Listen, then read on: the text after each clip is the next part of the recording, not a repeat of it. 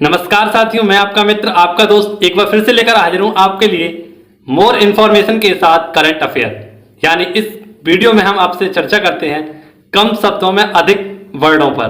तो दोस्तों, यदि हम बात करें, आपके लिए करंट अफेयर काफ़ी इंपॉर्टेंट रहता है क्योंकि लेस वर्ड मोर इन्फॉर्मेशन के लिए यह काफ़ी अच्छी क्लास है जो कि करंट अफेयर की बहुत सारी जानकारी आपको देती है। तो दोस्तों, आप इस वीडियो को अंत तक देखें। आइए हम एक अच्छे से मोटिवेशनल कोट के साथ इस वीडियो की शुरुआत करते हैं जो कि आपके सभी कॉम्पिटिटिव एग्जाम की दृष्टि को और भी ज़्यादा मजबूत करेगा और आपको इस क्लास को पूरा देखने के लिए मजबूर करेगा। तो आइए देखते हैं आज का हमारा मोटिवेशनल कोट। मुझे पता है मैं आज जितना पढ़ूंगा मेरा कल उतना ही बेहतर होगा। मुझे पता है मैं आज जितना पढ़ूंगा मेरा कल उतना ही बेहतर होगा। तो आशा करता हूं आपको यह मोटिवेशनल कोट काफी पसंद आया होगा और इसने आपको ऊर्जावान भी बनाया होगा, आपको आपकी परीक्षा की दृष्टि से और भी ज्यादा मजबूत करने के लिए। तो आइए शुरुआत करते हैं आज के हमारे top most important current affair questions की, जो कि हमारी सभी परीक्षाओं की दृष्टि से बेहद इंपॉर्टेंट और महत्वपूर्ण है। तो आइए शुरुआत करते हैं पहले क्वेश्चन की। पहले क्वेश्चन हमारी परीक्षा की दृष्टि से काफी इंपॉर्टेंट है और इस क्वेश्चन में आपको प्रमुख युद्धाभ्यास के पर भी चर्चा करूंगा। तो जैसा कि हम देख सकते हैं, अजय वॉरियर युद्धाभ्यास, इसी का हाल ही में आयोजन किया गया था 8 अक्टूबर 2021 को। और बात करें यदि हम कि अजय वॉरियर युद्धाभ्यास यह भारत और यूनाइटेड किंगडम यानी इंग्लैंड के मध्य होता है। इसका आयोजन हाल ही में चौवटिया उत्तराखंड में किया गया था। ठीक है दोस्तों, यह आपको याद रखना है कि अजय वॉरियर युद्धाभ्यास यह भारत और यूनाइटेड किंगडम के मध्य होता है, जिसका आयोजन हाल ही में चौवटिया उत्तराखंड में किया गया था। अब हम देखेंगे कुछ अन्य युद्धाभ्यास जैसे कि कोंकण युद्धाभ्यास और इंद्रधनुष युद्धाभ्यास, यह भी भारत और इंग्लैंड के मध्य होते हैं। तो यह दो युद्धाभ्यास आपको याद रखने हैं। तो आइए लिए चलता हूं आपको प्रमुख युद्धाभ्यास की एक लिस्ट की तरफ, जो कि आपके लिए काफी इंपॉर्टेंट रहने वाली है। तो इसे आप मेरे साथ या तो नोट डाउन कर लीजिए या इसका स्क्रीनशॉट ले लीजिए। ये है हमारे कुछ युद्धाभ्यास जो कि हमारी परीक्षा की दृष्टि से इंपॉर्टेंट है। इन्हें आप कम शब्दों में समझ सकते हैं और मेरे साथ इन्हें नोट डाउन कर सकते हैं। दोस्तों, आप हमारी वीडियो को सपोर्ट कीजिए क्योंकि 99% ऐसे छात्र हैं या मेरे ऐसे दोस्त हैं जो अभी तक चैनल को सब्सक्राइब नहीं किए हुए हैं। तो दोस्तों, जल्दी से वो 99% लोग जिन्होंने अभी तक चैनल को सब्सक्राइब नहीं किया है वह जल्दी से जाकर हमारे चैनल को सब्सक्राइब कर लीजिए। 99% सब्सक्राइबर हैं जिन्होंने अभी तक हमारे चैनल को सब्सक्राइब नहीं किया है। तो दोस्तों, घर वाले काफ़ी मुझे सपोर्ट नहीं कर रहे हैं और आप भी इस प्रकार से अगर मुझे सपोर्ट नहीं करेंगे तो मैं आगे नहीं बढ़ सकता। तो दोस्तों, आप भी मुझे एक बार सपोर्ट कीजिए क्योंकि मेरे घर वाले भी मुझ पर डांटते हैं, चिल्लाते हैं कि क्या ये करता रहता है हमेशा, अपना पढ़, ये कर वो कर, ध्यान दे पढ़ाई पे।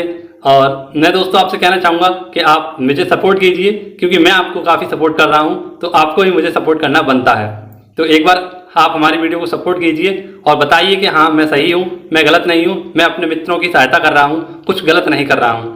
तो दोस्तों, मुझे सपोर्ट कीजिए, चैनल को सब्सक्राइब कीजिए, अच्छे अच्छे कमेंट कीजिए और बताइए कि क्या मैं जो मेहनत कर रहा हूँ वो सही दिशा में कर रहा हूँ या नहीं कर रहा हूँ। तो देख लीजिए दोस्तों और एक बार हमारे चैनल को सब्सक्राइब कर लीजिए। आइए हम शुरुआत करते हैं लल्लन टॉप युद्धाभ्यासों की। जैसा कि आप देख सकते हैं, वरुण शक्ति और गरुड़ युद्धाभ्यास यह फ्रांस और भारत के मध्य होते हैं। इसी के साथ डस्टलिक युद्धाभ्यास यह भारत और उज्बेकिस्तान के मध्य होता है। खंजर युद्धाभ्यास यह भारत वर्सेस किर्गिस्तान के मध्य होता है। अजय वॉरियर युद्धाभ्यास यह भारत और इंग्लैंड के मध्य होता है। प्रबल दोस्ती युद्धाभ्यास यह भारत वर्सेस कजाकिस्तान के मध्य होता है। एक्वेरियन युद्धाभ्यास यह भारत और मालदीव के मध्य होता है। संप्रीति युद्धाभ्यास यह भारत और बांग्लादेश के मध्य होता है। मालाबार युद्धाभ्यास में 4 देश शामिल हैं, भारत, जापान, अमेरिका और ऑस्ट्रेलिया। इसी के साथ आपको याद रखना है कटलेस युद्धाभ्यास यह पूर्वी अफ्रीका में भारत की तरफ से INS तलवार के मध्य के द्वारा किया गया था। इसी के साथ एम्फेक्स युद्धाभ्यास यह भारतीय तीनों सेनाओं के मध्य होने वाला एक संयुक्त युद्धाभ्यास है और इसका आयोजन प्रत्येक बार अंडमान निकोबार में किया जाता है। इसी के साथ आपको याद रखना है युद्ध शक्ति में युद्धाभ्यास यह भारत और इंडोनेशिया के मध्य होता है। वहीं पर आपको याद रखना है मित्र शक्ति युद्धाभ्यास यह भारत और श्रीलंका के मध्य होता है। तो दोस्तों, आशा करता हूं आपको यह सीरीज काफी अच्छी पसंद आई होगी। यदि पसंद आई हो तो वीडियो को लाइक कर लेना और हमारे चैनल पर नए हो तो हमें सपोर्ट कीजिए और इस चैनल को सब्सक्राइब कर लीजिए। अब मैं आपको लेकर चलूंगा एक ऐसे प्रश्न की ओर जो कि आपकी कॉम्पिटिटिव दृष्टि से काफी इंपॉर्टेंट रहने वाला है। इसे आप मेरे साथ समझने की कोशिश करिए। आइए शुरुआत करते हैं इस महत्वपूर्ण प्रश्न की। दोस्तों हमसे पूछा गया है कि high ambition coalition for nature and people यह क्या है। यदि हम बात करें कि high ambition coalition of nature and people, तो इसे शॉर्ट हम HAC के नाम से जानते हैं, जिसमें हाल ही में एक नया देश शामिल किया गया है और यह ब्रिक्स समूह का देश है और इस देश का नाम है भारत। हाल ही में नया देश शामिल किया गया है भारत, और भारत भी ब्रिक्स समूह का देश है, तो इसे भी हाल ही में HAC में शामिल किया गया है। ये HAC क्या है, तो 2019 में फ्रांस, कोस्टारिका और ब्रिटेन, इन 3 देशों के द्वारा इसे बनाया गया था। और इसे क्यों बनाया गया था, तो जितनी भी हमारी प्रजातियां होती हैं उन्हें नष्ट और विलुप्त होने के लिए, यानी जितनी भी प्रजातियां हैं उनको नष्ट और विलुप्त ना हो, यानी उनके बचाव के लिए इस HAC का गठन किया गया था। ठीक है दोस्तों, और इसी का नया देश सदस्य बना है अपना भारत। ठीक है दोस्तों, अब हम देखेंगे क्वाड देश और मालाबार देश। यह वही देश है जो जापान, अमेरिका, इंडिया और ऑस्ट्रेलिया क्वाड समूह देश हैं। यही देश हैं जो मालाबार युद्धाभ्यास में भाग लेते हैं। ठीक है दोस्तों, संयुक्त रूप से मालाबार युद्धाभ्यास जो होता है, 4 देश इसमें शामिल होते हैं, जिन्हें हम क्वाड देश के समूह से नाम से जानते हैं। ठीक है दोस्तों, आपको याद रखना है जापान, अमेरिका, इंडिया और ऑस्ट्रेलिया। अगला क्वेश्चन है हमारा, काफी इंपोर्टेंट क्वेश्चन है, क्वेश्चन नंबर 3। यह क्वेश्चन आपको पूरा देखना है और समझने की कोशिश करनी है। प्रत्येक वर्ष वायुसेना दिवस कब मनाते हैं, तो वायुसेना दिवस हम इसे 8 अक्टूबर को मनाते हैं, क्योंकि 8 अक्टूबर 1932 को ही रॉयल इंडियन एयरफोर्स के नाम से वायुसेना की स्थापना की गई थी। ठीक है दोस्तों, और 1950 में इसके नाम से जब हमारा भारत देश आजाद हो गया, तो रॉयल इंडियन एयरफोर्स के स्थान से रॉयल को हटाकर केवल इंडियन एयरफोर्स ही कर दिया गया। ठीक है दोस्तों, तभी से हम क्या करते हैं, तो 8 अक्टूबर को क्या बनाते हैं, हम 8 अक्टूबर से ही वायुसेना दिवस मनाते हैं। ठीक है दोस्तों, इंडियन एयरफोर्स डे बनाते हैं। और इंडियन एयरफोर्स, इसका ध्येय वाक्य है नव स्पर्शम दित्तम, और प्रेजेंट टाइम में इसके हेड है BR चौधरी, जिन्हें हम विवेक राम चौधरी के नाम से जानते हैं। इससे पहले इसके हेड कौन थे, तो RK भदौरिया वायुसेना के हेड थे। ठीक है दोस्तों, ये इंपोर्टेंट प्रश्न आपको याद रखने हैं इस क्वेश्चन से। इसी के साथ 2 इंपोर्टेंट फैक्ट भी आपको याद रखने हैं। जल सेना दिवस यह प्रत्येक 4 दिसंबर को मनाते हैं, और थल सेना दिवस यह प्रत्येक 15 जनवरी को मनाते हैं। ठीक है दोस्तों, आशा करता हूं आपको यह क्वेश्चन समझ में आया होगा। अब हम शुरुआत करेंगे अब नेक्स्ट क्वेश्चन की। नेक्स्ट क्वेश्चन है हमारा क्वेश्चन नंबर 4। राष्ट्रीय सड़क सुरक्षा board, national road safety board के गठन की अधिसूचना जारी की गई है। तो दोस्तों हम आपको बता दें कि हाल ही में राष्ट्रीय सड़क सुरक्षा बोर्ड यानी कि नेशनल रोड सेफ्टी बोर्ड की अधिसूचना यानी नोटिफिकेशन जारी किया गया है।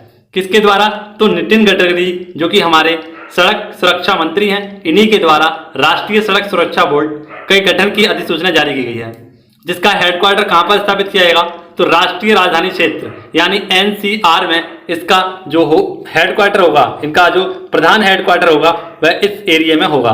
ठीक है दोस्तों, यदि बात करें कि राष्ट्रीय सड़क सुरक्षा बोर्ड, इसमें सदस्यों की संख्या होगी 1 हेड और 3 मिनिमम सदस्य इसमें होंगे।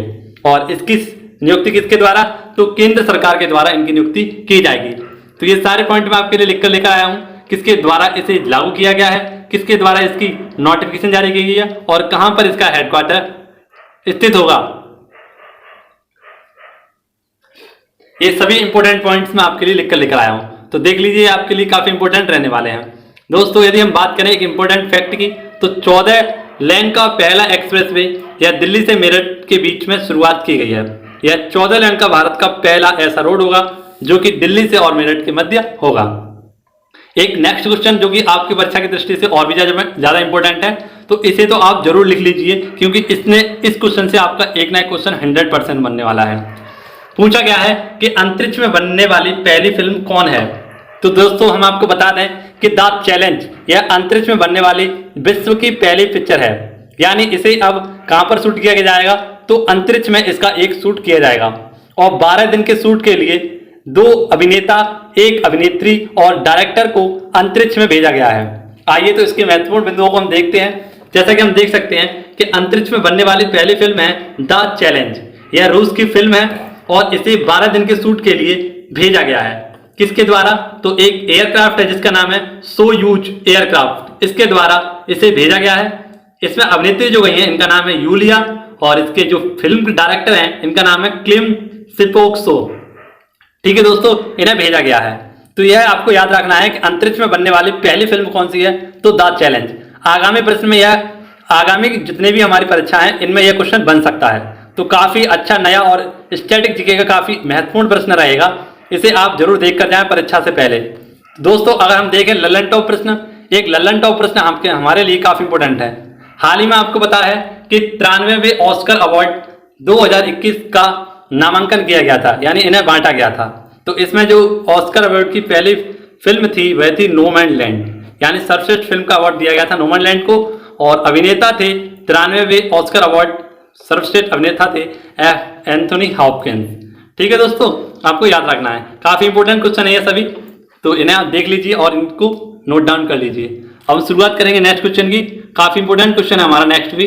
दोस्तों बहुत ही ज्यादा परेशानियां हैं इस वक्त हम पर, लेकिन फिर भी मैं आपको प्रतिदिन आपके लिए यह वीडियो बनाता हूं, आपको प्रोवाइड करा रहा हूं। मेरे आप समझ नहीं सकते हैं कि इस वक्त हम पर क्या कितनी बड़ी मुसीबत टूट रही है।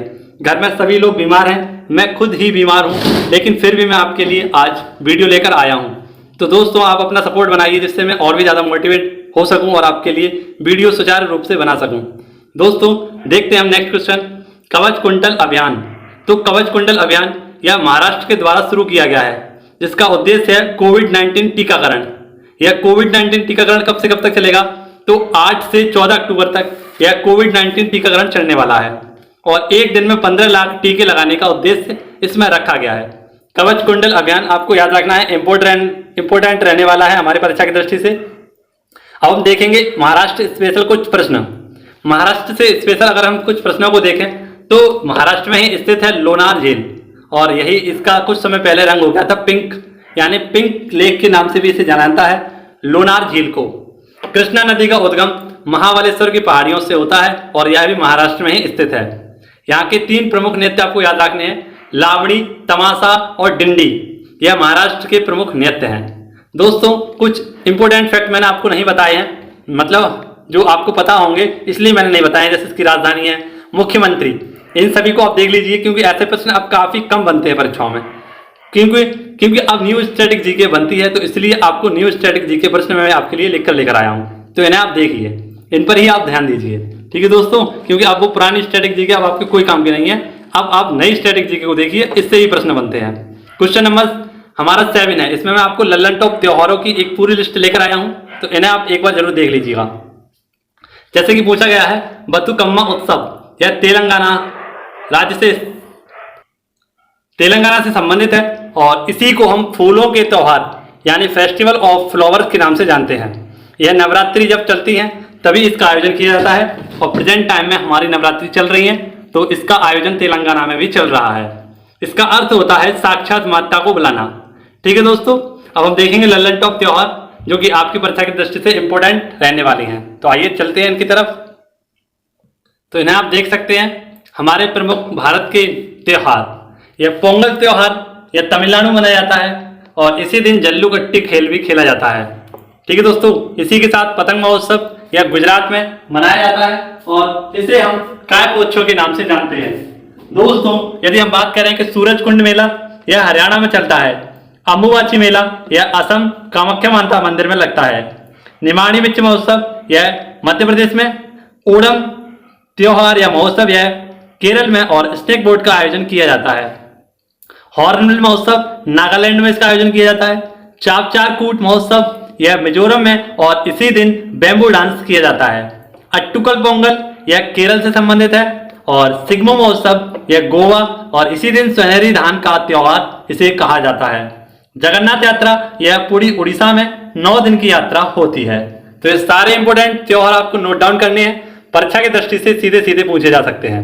अब हम शुरुआत करेंगे ऐसे प्रश्न की जो कि हमारी परीक्षा की दृष्टि से और भी ज्यादा इंपोर्टेंट और सहायता प्रदान करेगा। तो आइए देखते हैं इस प्रश्न को। हमारा प्रश्न है कि अफ्रीकी पैरालंपिक 2023 का आयोजन कहां पर किया जाएगा, यानी इसका मेजबान देश कौन सा होगा। तो आप इसको जरूर देखिए, काफी इंपोर्टेंट प्रश्न है।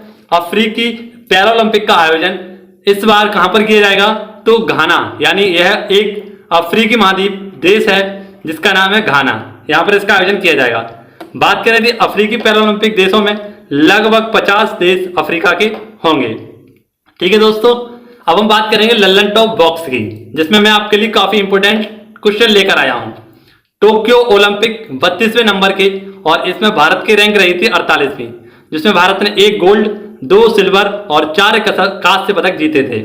ठीक है दोस्तों, पैरा ओलंपिक 2021 यह 16वें नंबर के थे और भारत में इसकी रैंक थी 24वीं, और भारत ने इसमें 5 गोल्ड मेडल जीते थे। टोक्यो ओलंपिक का शुभंकर था मिरायतोवा। शीतकालीन ओलंपिक का आयोजन 2022 में बीजिंग में किया जाएगा। बीजिंग यानी चीन में इसका आयोजन किया जाना है। वहीं पर यदि हम बात करें पैरालंपिक का शुभंकर क्या था, तो सोमेटी। ठीक है दोस्तों, यह इंपोर्टेंट फैक्ट्स आपके लिए इंपोर्टेंट रहेगा, इसे आप मेरे साथ नोट डाउन अवश्य कर लेना, क्योंकि यह आपके लिए काफी हेल्पफुल रहेगा। अब हम शुरुआत करेंगे ऐसे प्रश्न की और भी ज्यादा इंपोर्टेंट परीक्षा की दृष्टि से और घातक साबित होगा।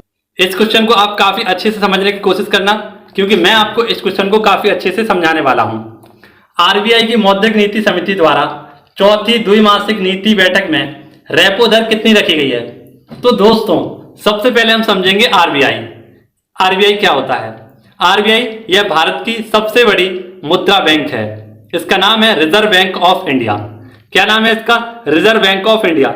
इसकी स्थापना 1934 के एक्ट से 1 अप्रैल 1935 को की गई थी। यंग हिल्टन या शाही आयोग की सिफारिश पर आरबीआई की स्थापना की गई थी। और जब इसकी स्थापना की गई थी तो इसके पहले जो हेड बने थे उनका नाम था ऑसबॉर्न स्मिथ। क्या नाम था? Osborne Smith. और यदि हम बात करें पहले हमारे जो भारतीय गवर्नर बने थे वे थे सी डी देशमुख। कौन थे? C D Deshmukh. और प्रेजेंट टाइम में इसके हेड हैं शक्तिकांत दास, और यह इसके 25वें नंबर के हेड हैं। दोस्तों, यदि हम बात करें 24वें नंबर के हेड कौन थे, तो वह थे उर्जित पटेल। ठीक है दोस्तों, उर्जित पटेल इसके 4वें नंबर थे, जिनकी एक बुक का नाम है ड्राफ्ट, यानी ओवर ड्राफ्ट उनकी बुक का नाम है। तो ये कुछ प्रश्न आपको आरबीआई से संबंधित जो याद रखने थे। अब आरबीआई के द्वारा एक मौद्रिक नीति समिति बनाई जाती है, और इस मौद्रिक नीति समिति के द्वारा हर साल 6 द्विमासिक नीति बैठक जारी की जाती है, और इसमें 3 चीज बताई जाती हैं: रेपो दर, रिजर्व रेपो दर और बैंक दर। इसको समझने से पहले हम समझेंगे मौद्रिक नीति समिति क्या होती है। मौद्रिक नीति समिति, इसके अध्यक्ष होते हैं आरबीआई के गवर्नर। स्वयं आरबीआई के गवर्नर मौद्रिक नीति के क्या होते हैं? हेड होते हैं। इसमें 6 सदस्य होते हैं। 6 सदस्यों में 3 सदस्य तो होते हैं आरबीआई के और 3 सदस्य होते हैं भारत सरकार के। मौद्रिक नीति समिति यह 1 साल में 6 बार अपनी रिपोर्ट जारी करती है, यानी कि प्रत्येक 2 माह में 1 बार अपनी रिपोर्ट जारी करती है। जैसे जनवरी फरवरी, मार्च अप्रैल, मई जून, जुलाई अगस्त सितंबर, ऐसे करके यह 2 माह में 1 बार अपनी मौद्रिक नीति समिति के द्वारा द्विमासिक नीति बैठक आयोजित की जाती है। और इसके तहत ही इसके द्वारा 3 चीज जारी की जाती हैं: एक रेपो दर, रिजर्व रेपो दर और बैंक दर। ठीक है दोस्तों, और इस बार जो इसकी नीति के द्वारा इसकी जो दर रखी गई है, जो पिछली मौद्रिक नीति थी यानी तीसरी मौद्रिक नीति थी, बिल्कुल सेम टू सेम रखी गई है। यानी अगर हम पिछली बार की बात करें तो रेपो दर थी 4%, रिजर्व रेपो दर थी 3.5% और बैंक दर थी 4.25%। ठीक है दोस्तों, और इस बार जो चौथी द्विमासिक नीति जारी की गई है यह भी यही रखी गई है, 4%, 3.5% और 4.25%। यह आपको याद रखना है। रेपो दर से एक ना एक क्वेश्चन आपका बन जाता है, तो इसे आप याद रखना। सारे क्वेश्चन को मैंने आपको काफी शॉर्ट तरीके से, यानी इतने सारे वर्ड बोलकर और इतने कम शब्दों में आपको समझा दिया है, तो आपको समझ में आई होगी आशा करता हूं। अब लास्ट क्वेश्चन में आपको ले चलता हूं, और यह आपकी परीक्षा की दृष्टि से काफी इंपॉर्टेंट और हेल्पफुल रहने वाला है। इस क्वेश्चन में आपको 2 या 3 क्वेश्चन आपके बनने वाले हैं। आप जितने भी परीक्षा को देंगे वहां पर आपको यह क्वेश्चन दिखने वाला है। तो दोस्तों, आज का हमारा लास्ट क्वेश्चन है, 2021 का शांति नोबेल पुरस्कार किसे प्रदान किया गया है? तो सबसे पहले हम समझेंगे शांति का नोबेल पुरस्कार। दोस्तों, यदि हम बात करें कि नोबेल पुरस्कार की शुरुआत कब की गई थी? 1901 में। ठीक है दोस्तों, और 1901 में पहला शांति नोबेल पुरस्कार कहां पर दिया गया था? ओस्लो, नॉर्वे में। इसलिए यदि हम बात करें कि सबसे ज्यादा महत्वपूर्ण शांति नोबेल पुरस्कार होता है, और यह ओस्लो, नॉर्वे में दिया जाता है। पहली बार जो शांति नोबेल पुरस्कार था यह किसे प्रदान किया गया था? यह क्वेश्चन बनता रहता है, इसे आपको याद रखना है। तो प्रथम जो शांति का नोबेल पुरस्कार था यह हेनरी ड्यूनेंट को दिया गया था, जिन्होंने रेड क्रॉस संगठन की स्थापना की थी। कब? 1901 में। और इसी के लिए इन्हें पहला शांति नोबेल पुरस्कार प्रदान किया गया था।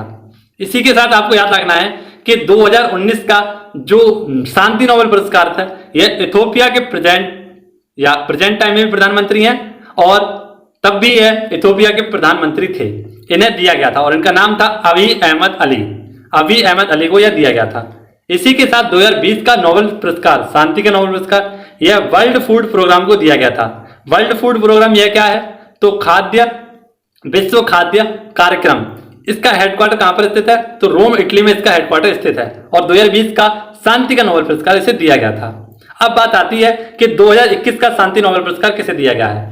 तो यह मारिया रेसा महिला है जो कि फिलीपींस से संबंधित हैं। इन्हें 2021 का शांति नोबेल पुरस्कार दिया गया है और इन्हीं के साथ में एक पुरुष हैं जिनका नाम है दिमित्री मुराटोव। यह रूस से संबंधित पुरुष हैं, इनके लिए यह शांति पुरस्कार दिया गया है। तो आपको दोनों नाम याद रखने हैं, मारिया रेसा और दिमित्री मुराटेवा।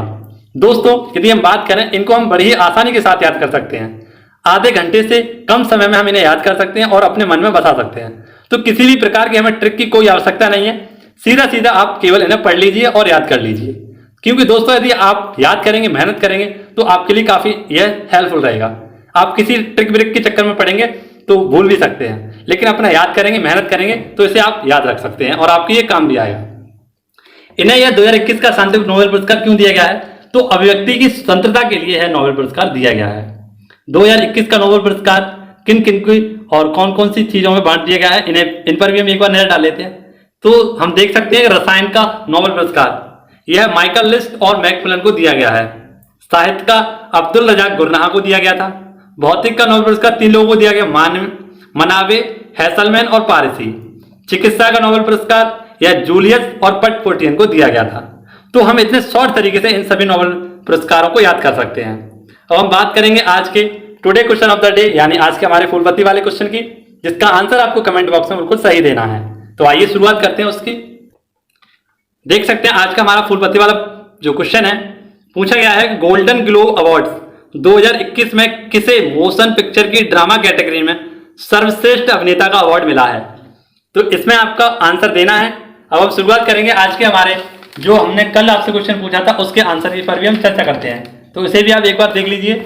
हम देख सकते हैं कि यह हमारा क्वेश्चन है और हमसे पूछा गया है कि किस देश की मेजबानी में वायुसेनाओं का डेजर्ट फ्लैग अभ्यास हुआ था? इसका राइट आंसर हो जाएगा संयुक्त अरब अमीरात। संयुक्त अरब अमीरात और भारत देश के मध्य क्या हुआ था? तो वायुसेना का एक डेजर्ट फ्लैग युद्धाभ्यास किया गया था। तो दोस्तों, यदि आपको हमारी वीडियो पसंद आई हो तो उसे लाइक कर लेना, दोस्तों के साथ शेयर कर लेना और यदि आपने अभी तक हमारे टेलीग्राम चैनल मनमोहन क्लासेस को ज्वाइन नहीं किया है तो उसे आप जाकर ज्वाइन कर लीजिए, क्योंकि आपको मैं वहां पर दूंगा पूरे 1 साल के करंट अफेयर नोट्स।